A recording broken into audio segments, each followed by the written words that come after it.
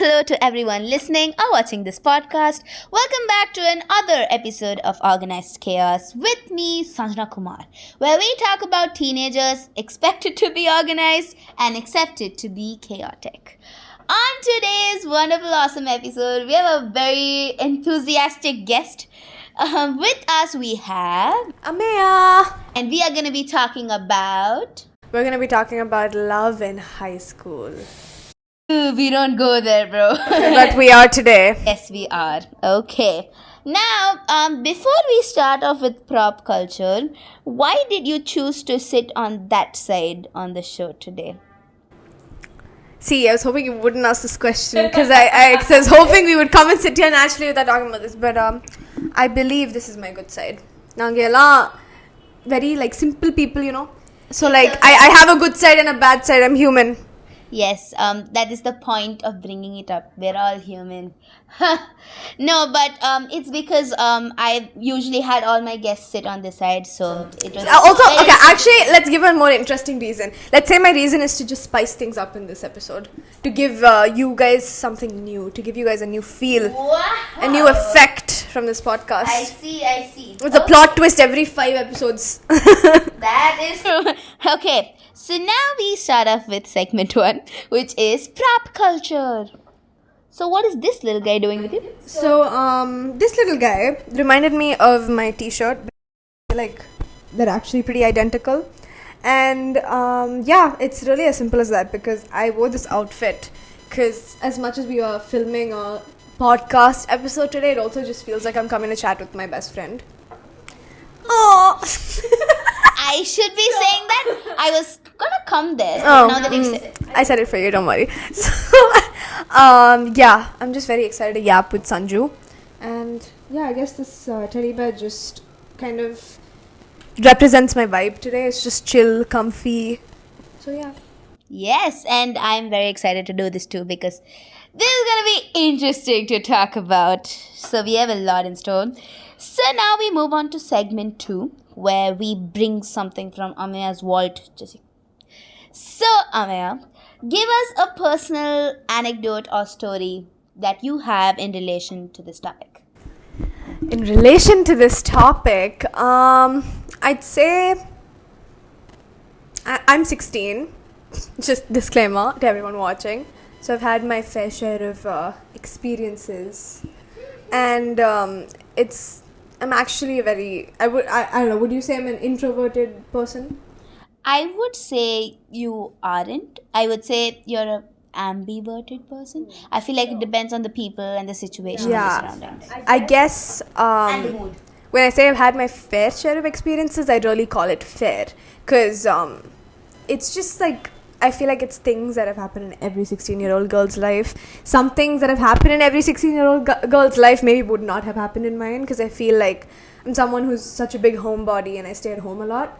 So it's nothing that I feel like, oh my god, I miss out on so much. But yeah, I mean, I've had a few stories that, a few delusional ones from the age of like when I was 8 and I had my first crush.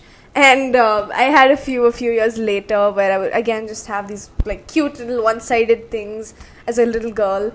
And then I feel like growing up after seeing, you know, different relationships in my family, I just kind of started to value love and my perception of love as completely different. So it's nice that, you know, even I've gotten my own experience of loving someone and all that. So I guess that's what I have to say about that. That is great. We're off to a great start to the episode.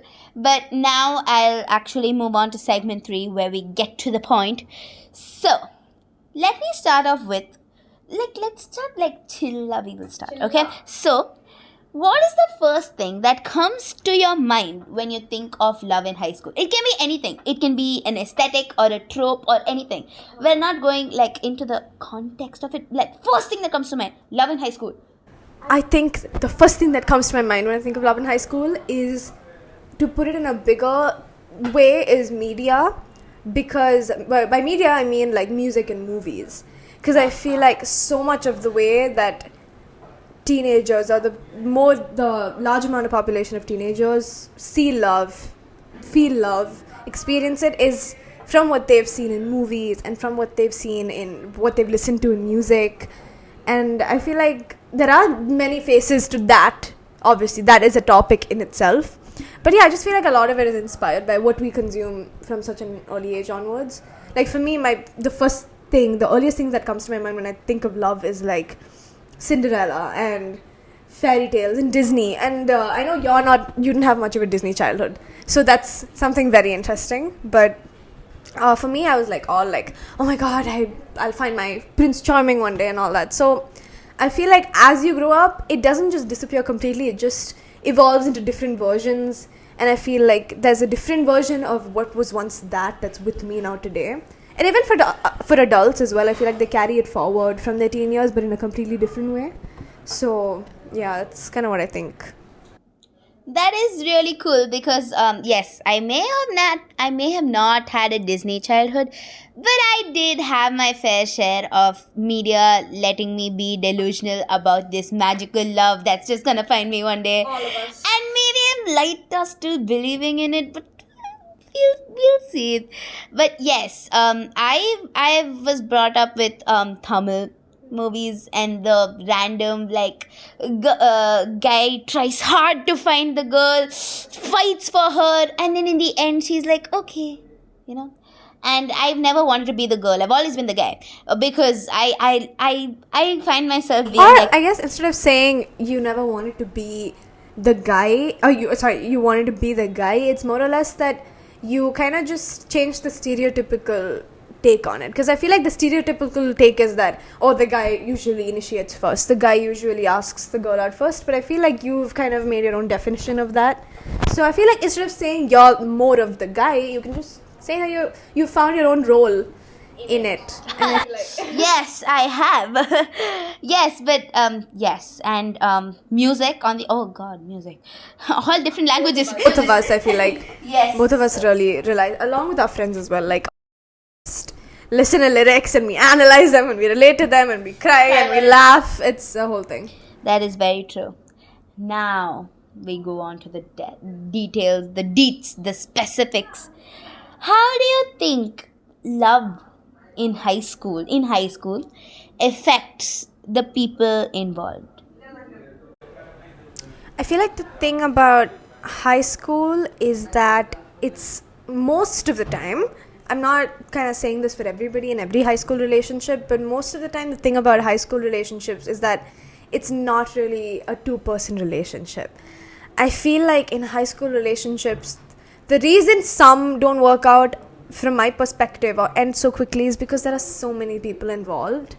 Because I feel like when two people date who are in the same environment, who are maybe from the same friend group, or who are also, they're young, right? So they don't really know where it's going, or sometimes they do, but they don't have the traits to carry it forward, which happens. It's completely okay and it happens everywhere. But it's just that there's so many people and friends involved, because two people don't always know how to rely on each other to solve their own issues if they have issues, or maybe to communicate with each other. It's more of a friend group relationship, I feel like, and that happens so often.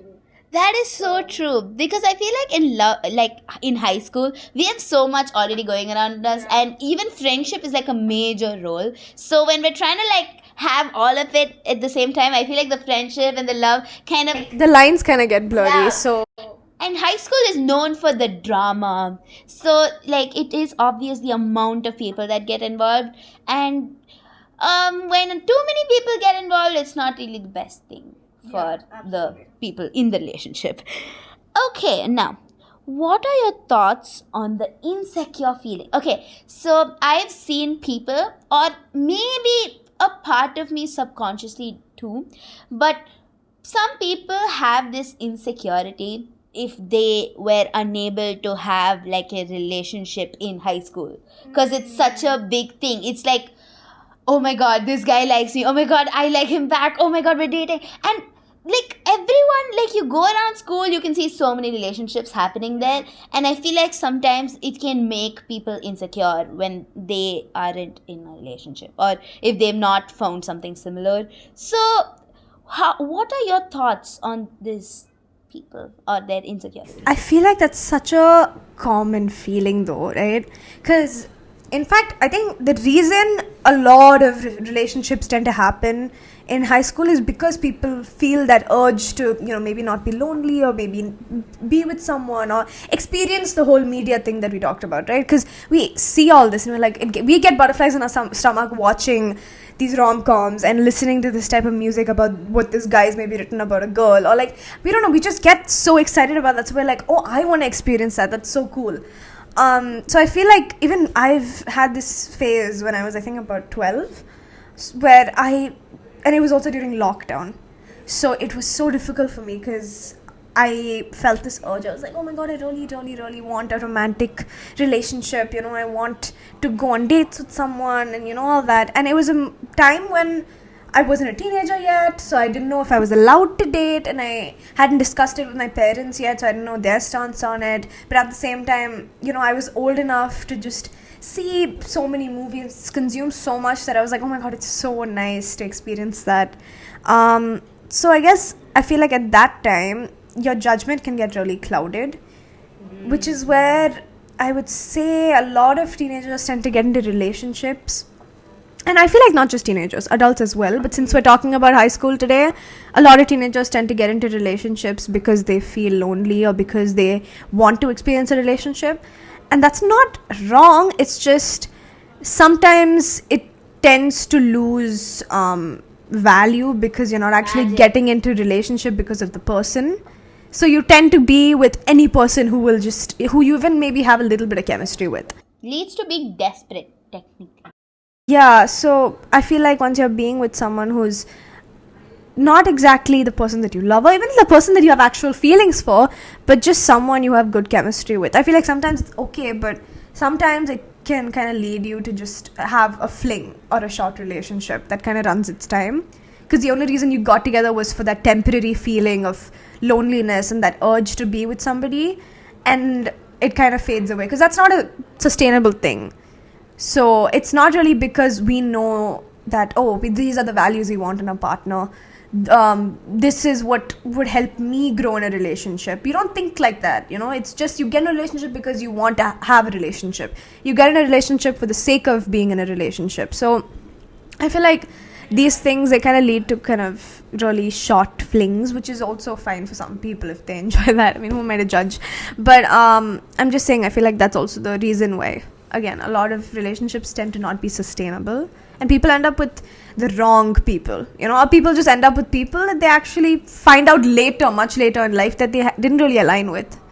That is very true. And I feel like the indirect peer pressure kind of like seeps in and kind of leads to you making peer pressure is also such a huge thing. Yes. I completely forgot about that. And like it kind of leads you to make these decisions which may not be the best for you. It's okay to be in a relationship, but doing it just for the sake of being in a relationship, it doesn't serve the purpose of being in a relationship. Yeah. So that's a lot of being in a relationships, I said, but you get the point. So that is very true, because to me, I've personally really idolized the idea of love, because again, like the movies and media, but it's something that I have wanted in such a pure, deep way, and every time I did try to look for it in a person, and it didn't work out. First, of course, it hurts, but then it again, you have to remind yourself that it's they're not the one, and it's never too late, and you're just in high school.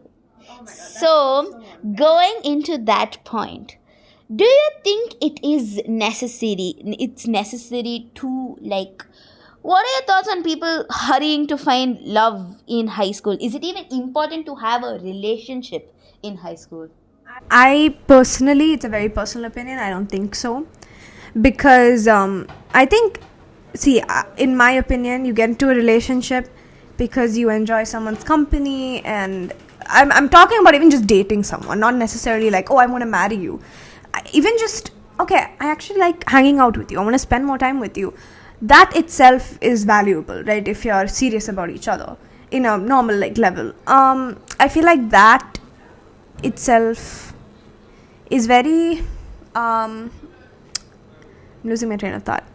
Okay, it's no, but I think that is fine. But sometimes when okay, I forgot the question. No, the question is it even important to have a relationship? Oh in yeah, high sorry. school? So these things, it's completely fine because you actually enjoy someone's company, and you're doing it because of somebody, because you actually really like someone, right? So of course that's important. It's as important as it is to have friendships. It's as important as it is to spend time with people that you love, whether it's in your family, in your friends, anything. So I think that comes to the same level of everything else. That's just human relationships.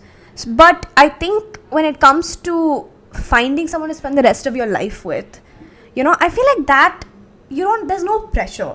That's not something you need to do right now. The only reason I feel like people would need to do that, from my opinion, is just maybe because they're lonely, which I understand. But I think that's when we have to sort of remind ourselves there's time, and I think we are even me, I get really scared. I used to get really scared sometimes that, what if I don't find someone right now? I'm fine being single. For me, that personally wasn't an issue. But I was worried about later, when I am ready, what if I don't find anybody? I was scared about things like that. So it was never being single that was the problem for me. It was the fact that when I am ready one day, it's going to be too late. Or will all the good guys be taken or something like that? I used to think like that. So I feel like it's usually just comes down to the type of relationship. Sometimes if it's, these really, really serious relationships you can't help but falling in love with, then I guess you're ready. That's when you know you're ready. And ready as in, that doesn't mean that, you're ready to spend the rest of your life with someone, but you're ready to make your own decisions, whether it's being with that person or not being with that person. But yeah, when it comes to doing it for the sake of having someone for the rest of your life, I believe there's time. And I believe that I'm such a firm believer of when you're ready, it will happen for you. When you least expect it, it will happen for you. And when you don't chase it, it will find you. That's what I believe the most, because love found me that way, because I didn't really chase it. I wasn't looking for something like that, and it kind of just found me. So That is so true, and I completely agree, because love in high school, again, it's a whole external thing other than other things that we have to do without a choice. We have education, we have to figure out ourselves, we have to figure out future, and at the same time we already have enough relationships to take care of, like Amaya said, like family, friendships, and there is already a lot going on. And I feel like we talk about this in a lot of topics, but it's very true, we always have a lot going on and we always have to prioritize. Now, love isn't a necessity, and like Amaya said, I also believe that it's not something that you are like, oh, I want love, let me just go get it. That's not how it, that's not. the best way to put it would be, relationships aren't a necessity. More or less like romantic relationships, but when you love, you love. Exactly, it's a feeling. You're not gonna go and be like, okay, I'm gonna go and love that guy. That does not how it works. Wait, like it doesn't work when you want it to. It doesn't work if you don't want to either. Exactly. So if I feel it, I feel it. I can't do anything after that until I actually there's a lot after that, but you can't really be like, it's not something you decide. It's something you feel.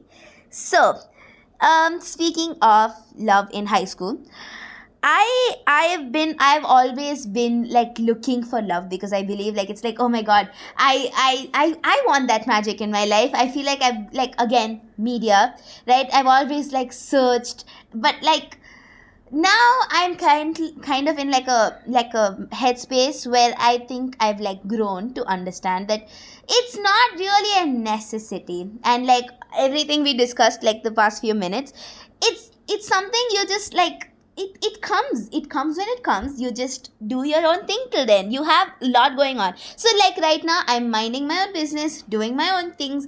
If it comes, it comes. If it doesn't come, I'm not gonna worry about it, because it will come, or else I'll go find it later. It's okay. So yeah, and also it takes a lot of headspace when you're in love, and especially one side love.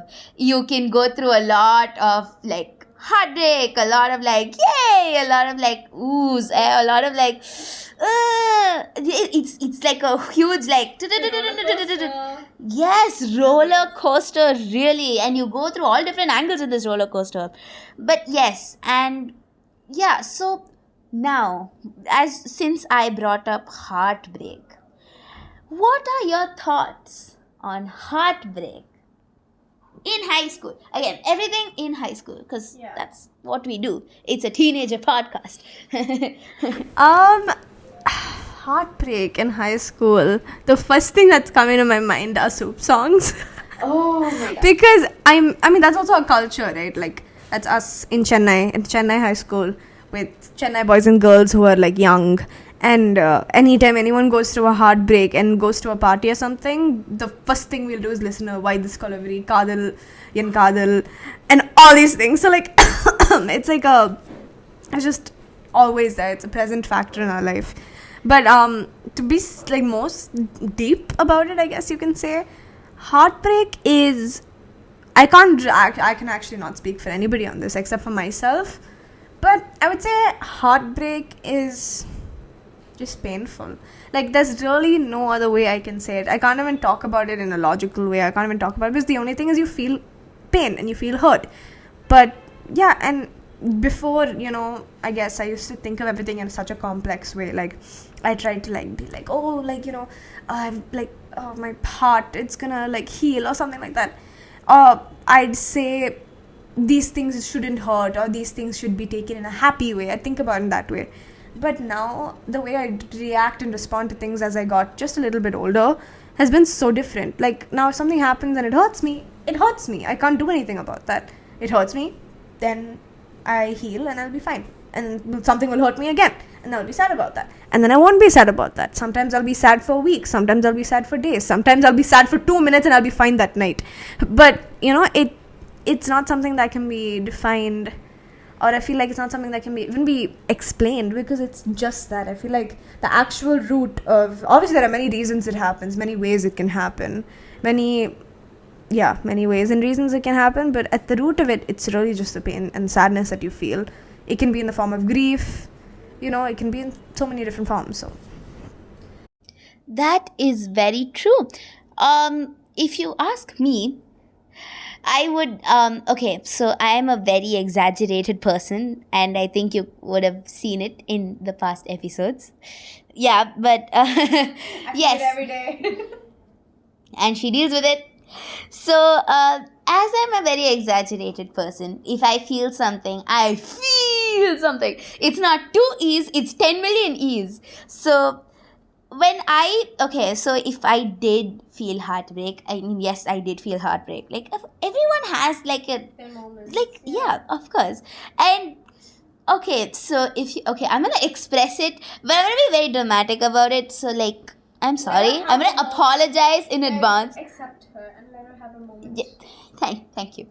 So, heartbreak to me is that gut-wrenching pain of that heart of yours just like dropping inside, and you're like, where is it? And then because it's like shattered into such small minuscule pieces that you can't see it, right? And then it's like taking you so down. And when I feel actual heartbreak, it won't be where I cry or sob. It's where I don't have the energy to do any of that. I can't be happy, I can't be sad, and I stare into blank walls, and I'm just like rethinking everything in my life, and I'm like, and it's so like, it is so painful in such a physical and mental That way is at so the same true, time. though. Like, can someone actually please explain why it actually hurts physically? Okay, this is actually reminding me of like Conrad and Summer I Turned Pretty. My chest physically hurts to not be able to tell her I'm in love with her, but actually, why does it do? If any biologists or like doctors are watching this, please comment down below. No, actually, it's actually so. It's insane how something emotional can actually hurt you physically like that. Yeah, so that is heartbreak to me. Exaggerated, dramatic version. So, yes. Now that we talked quite a bit, we will come to the spreading awareness, the call to action point. What do you suggest teenagers like us must do to overcome heartbreak? Just feel it and go through it. Yes, I am so sorry, but that's really the truth of it. All I hope, as hard as it is, all I hope is you guys don't beat around the bush with it, because the only way to get through it is to get past it, is to get through it. There's actually no way, because fine, maybe you'll ignore it for a couple of months or a couple of years, hopefully nothing affects you guys that much, oh my god, but hopefully you guys don't ignore it, because as much as it feels fine the first few months or something, it's always going to resurface in some way or another. So I feel like the best way to just heal from it is to heal through it, like feel the pain. It's really difficult, I get it, it's a shitty process, but it's amazing after that. So that is great, and I completely agree, because I've always thought of heartbreak as like this uninvited guest. So it just comes in, and until you actually like take good care of it, it won't leave. So it's gonna keep irritating you if you just let it like be there and not do what it needs to be done, which is feel it. So once you feel it, you take good care of it, it'll leave. But I have heard, not to make this podcast a negative space in any means, but I have heard, I don't know if this is true, I hope this is not true, but sometimes for some people it doesn't leave.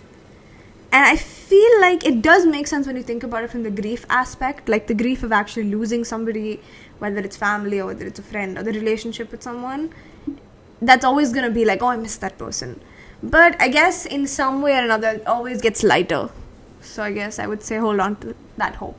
That is very true. Again, just a disclaimer to the entire episode, actually. Love, heartbreak, and like all the topics we talked about, they are very, very subjective concepts. And kept saying personally. Yes, exactly. So when we talked about things that we think it is, it's just to create a space where we're just like comfortably sharing what our thoughts are on this. But it's not to limit that to yours. Yours may be completely different, and if you want to share it, the comment section is very widely open, please go ahead.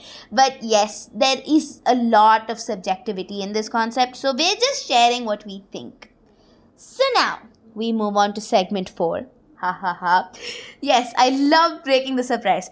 So segment 4 is truth or truth. Oh no. Oh yes. Okay. I have 2 truth questions with me. Take it like a champ. Yeah. I have 2 truth questions with me. Truth 1 and truth 2. You're going to choose truth 1 or truth 2. And I will have to answer the other one. So, yeah. Just pick one. But to make you feel better, I will be answering one too. So, okay. And that too in this topic. Okay. So, truth 1 or truth 2, Ameya? I think truth 1. Oh, thank you for taking the question. I did not want to answer. Oh no. Have you ever written a love letter or a note to someone? If so, then what did it say? Okay, I'm fine with this question. Like, I'm very grateful I got this question. Wait, Sanjay doesn't want this question. I'm fine with this question. I have written a full-blown...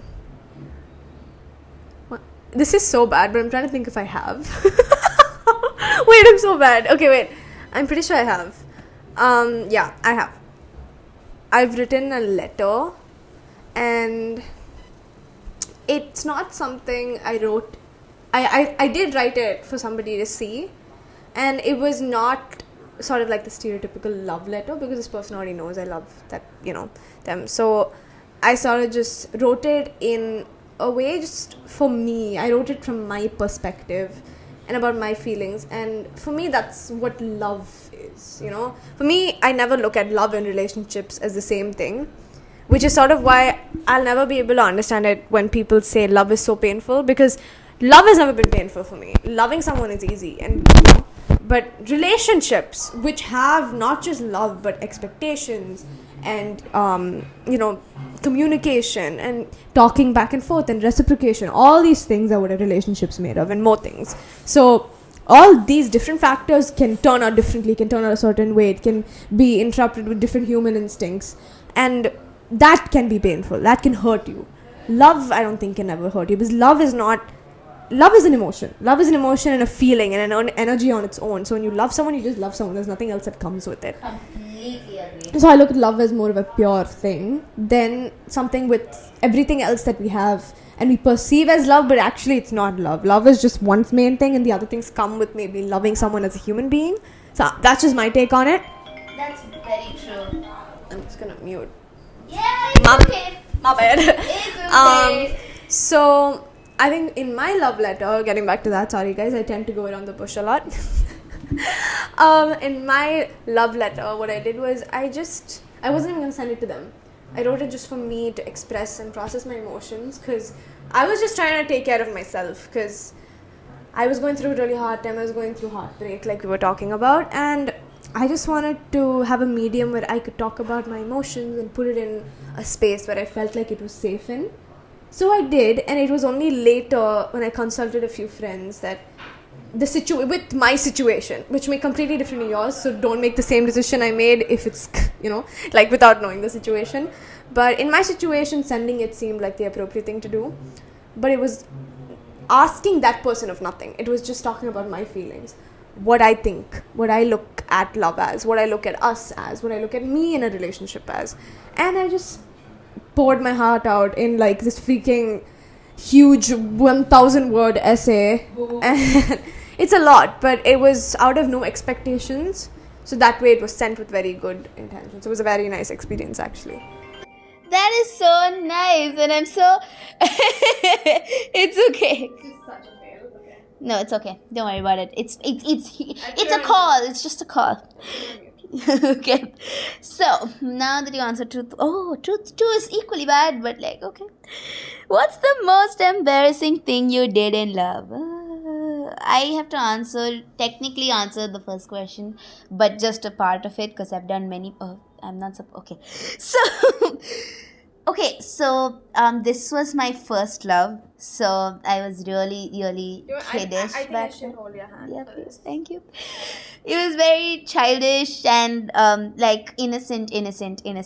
So I used to write cheesy Tamil rom-com movie dialogues or song lyrics in like little chits, and since this person was in my school, I used to like randomly hide it like around like his desk or like in his laptop, or randomly give it in games period, and like I'm gonna get like DMs from 50 people be like, who is this? Tell me who this is. It's gonna be funny.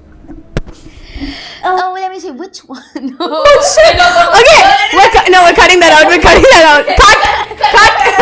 Cut the camera. That is not true. That was completely joke purposes. That was joke. Yeah. We said cut the camera. Yes. So yes, that is what I did, and it still failed, but it's okay. It was even.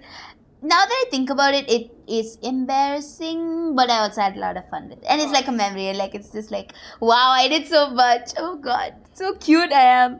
I would have fallen in love with myself. I would have as well. Okay, and with that, we are done with today's episode. How quick was that? It was very quick. I thought I would, again, beat around the bush even more than I already probably did. But that was actually very quick. I feel like I did a good job of moving on from question to question. Good job. I ask her, I don't do that well in real life. Like, she'll ask me a question, or anybody for that matter, and I'd be like, see, okay, I'll disclaim them about 50 things. I'll be like, actually, and then I'll get to the point. They'll be like, what are you even talking about? And I'm like, I'm actually talking about this. Yeah. So with that, we are actually finally done with our episode. So I will see you guys on the next episode, and let's say bye-bye to Amaya. Subscribe. Oh yeah. Okay, I don't usually do that because it's their choice. But it's fine since you did it. Like, share, and subscribe to my YouTube channel. And I will see you guys on the next podcast. For having me. I had so much fun. Thank you for coming and sharing your very wonderful insights. And we will see you on the next episode. Bye-bye.